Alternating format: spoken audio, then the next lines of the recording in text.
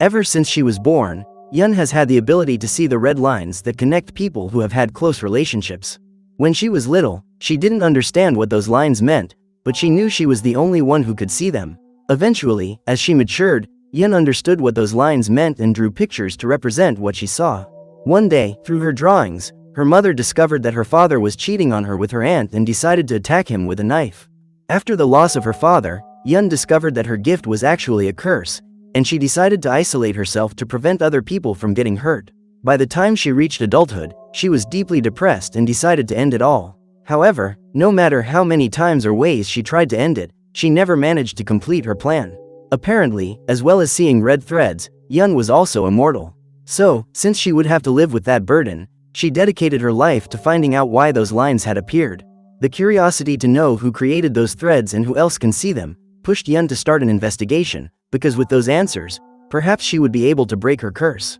One day, Yun receives a visit from a woman who lives in the building across the street, but she decides not to answer the door. After ringing the doorbell several times and being ignored, Yun leaves, but leaves a bag of fruit as a gift for her neighbor. After several years of eating canned peaches, Yun delights in devouring fresh fruit and realizes the pleasures she is missing out on by choosing to imprison herself indoors. That day, while climbing the stairs to the school terrace, Seon is attacked by a group of girls, and instead of helping her out, Hae knocks her classmate down with a kick. Hae then drags Seon by the hair and threatens to throw her off the building if the girl reports to the principals that she is being harassed by her classmates. Meanwhile, her uncle, who is a policeman, is investigating the case of a 29-year-old woman who was found lifeless in her room. In the evening, Yun discovers that her neighbor has left more fruit for her, and while reading the note left by Yoon, she finds out about the case from the news. The reporter reports that the victim was found with marks on her neck in her apartment, and according to the police, there are clear signs of a break-in. While watching the TV, Yun spots a motorcyclist approaching the building and notices that he only has a red line on his head. Hours later, she hears a motorcycle noise again, and when she looks out the window, Yun sees that same guy breaking into the building where Yoon lives. Concerned for her safety, she calls the police to report the break-in, but soon discovers that Yoon is the person the biker is connected to. When she sees them hugging, Yun is surprised and hangs up the phone, as she is totally confused and lost in her own thoughts. The next day, after a long night at work, Han comes home to find that his niece hasn't gone to school. When he sees the injured girl, the detective discovers that she has been attacked, but Seon refuses to give any details of what happened. While out on the balcony for a breather, Han spots Yun's window and wonders why the panes are covered in cardboard. When he learns that the police station received a call the night before from someone who lives in that apartment, the detective decides to go there and ring the doorbell. Through the peephole, Yun sees the hundreds of lines above the man's head, but decides to open the door to explain herself. After explaining her mistake, the young woman closes the door and Han leaves. That evening, over dinner, he discovers that the victim who was found lifeless in her apartment had an ex-boyfriend who lives in the same building as Yun. Convinced that the man might be involved in the case, Dong decides to break into his apartment in the early hours of the morning, and with the help of a flashlight, finds a storage room full of suspicious items.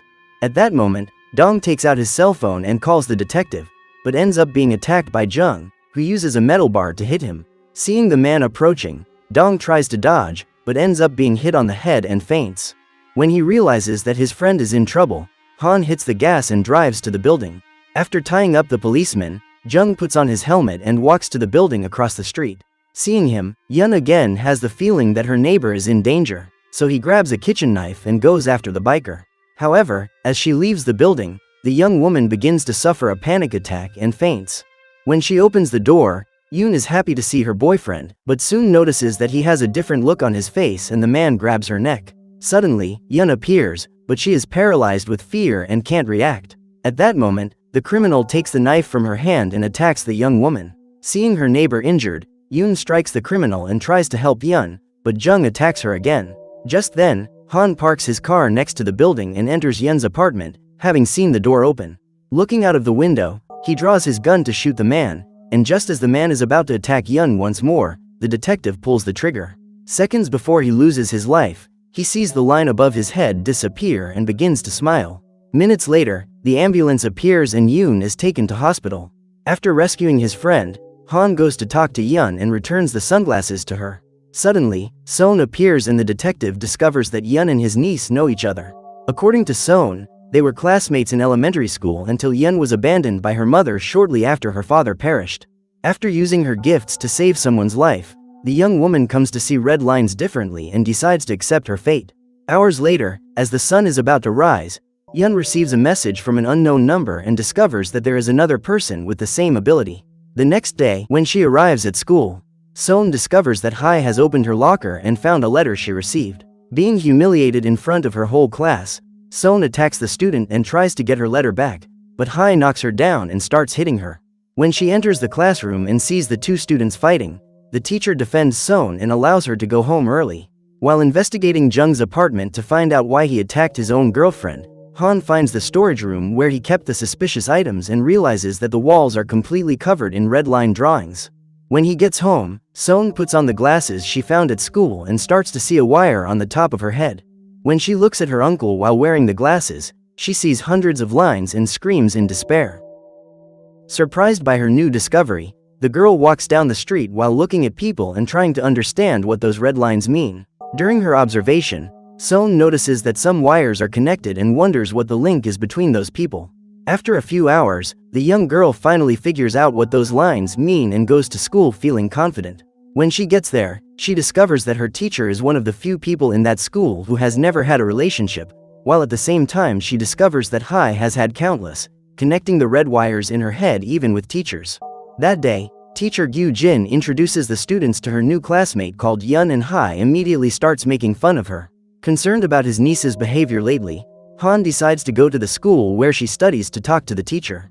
After collecting some information about his niece, the detective asks if Gyu Jin knew a guy called Jung, as he was a math teacher at that school until the previous year. When she finds out that her former colleague was a criminal, Miss Gyu Jin is surprised, and when questioned, she says that Jung didn't usually wear glasses. On the terrace, when she is attacked again by Hai and her gang, Sohn is about to use her trump card, but is interrupted by Yun's arrival. In an attempt to defend her classmate, Yun starts a confrontation with Hai and threatens to throw herself off the terrace along with her if the girl doesn't promise to leave them alone. After almost losing her life, the student decides to leave and Sohn orders Yun not to get involved in her affairs again. That night, Sohn follows Hai in an attempt to gather evidence about her involvement with the teacher and manages to catch the two of them entering a hotel. Upon receiving the photo, Hai says that if the image is leaked, only the teacher will be punished, as the girl is still underage. After reading this message, Sohn begins to think of another strategy and sends the image directly to the teacher asking for 20 million won in cash. Sohn's aim is to use the money to move to another city, as she doesn't want to live with her uncle anymore, let alone attend the same school. When she accompanies her to the bathroom, Yun notices that her friend is wearing new glasses and soon realizes that she can see the red lines while wearing them. Surprised, Sohn asks a few questions to confirm that Yun is also able to see those lines and reveals that she found those glasses by chance at school. According to Yun, Jung was wearing those glasses when he lost his life, which indicates that the object could be dangerous. Even after hearing this, Sohn chooses to continue taking advantage of her new ability, as this is her best chance of getting revenge on the people who were persecuting her. That night, Sohn is at her new boyfriend's house when she receives a message from her teacher, asking her to meet him on the school roof at midnight to collect the money. What the girl doesn't realize is that Hai was in one of the toilet cubicles when Sohn and Yun were talking about the red lines, so she knows about the power of the glasses. So Hai follows the young woman to the arcade, and while Sohn is taking pictures with her boyfriend, the student steals the glasses from her bag. When she realizes that her glasses have disappeared, Sohn despairs and goes back to look for them, but can't find them anywhere. Furious, the girl calls Yun and accuses her of stealing her glasses, but still decides to go to school to meet her teacher. However, when she gets there, Sohn discovers that he lied about getting the money and only lured the girl to try to convince her to keep their affair a secret. If the photo spreads, the teacher will not only lose his job, but also his wife and children. However, Sohn insists on receiving the 20 million as payment. During the conversation, the man receives a message from his wife and discovers that she has already received the photo. Furious, he pushes Sohn off the cliff, believing that she was responsible for destroying his marriage. When she arrives at school looking for her friend, Yun sees the girl fall to the ground and discovers that Sohn has had a serious accident. Terrified, the young woman calls the ambulance and accompanies Sohn to hospital, but the doctors are unable to revive her. When he finds out that his niece is in hospital, Han is deeply saddened and blames himself, believing that she tried to put an end to everything, but Yun assures him that Sohn was pushed by someone. The next day, when he arrives at school, teacher Kim is asked about his wedding date and informs him that his engagement has been called off. Now that he has separated from his fiancée, Kim moves in with his sister and brings a stuffed rabbit as a present for his niece. The man says he's only staying for a week, as he plans to move to Canada in a few days. That day, when she arrives at school, Yun goes up to the terrace, where she meets Kyung Jin. Despite not being close to Yun, the girl shows an interest in finding out who pushed her, as she is obsessed with all kinds of investigations. During the break, Professor Kim finds a pair of glasses on his desk, and after trying them on, he too begins to see the red lines. Suddenly, Han enters the room and asks permission to talk to Miss Gyu Jin. Believing the girl to have jumped off the cliff, the teacher blames herself for not realizing that she was experiencing psychological problems, but the detective claims that his niece was pushed. He then asks about Hai's whereabouts, as he learned that she was stalking Son, but the teacher reveals that the girl didn't show up at school that day, which makes everything even more suspicious. In an attempt to gather evidence about the case, Han decides to interrogate Son's boyfriend, and Ji-won claims that after those photos were taken, the girl went out desperately looking for her glasses. Watching the footage from the store's security cameras, the detective sees the exact moment when Hai grabs his niece's bag and steals the glasses inside. Later, during dinner, Kim wears his new glasses and notices that his brother-in-law has a lot of red hair above his head.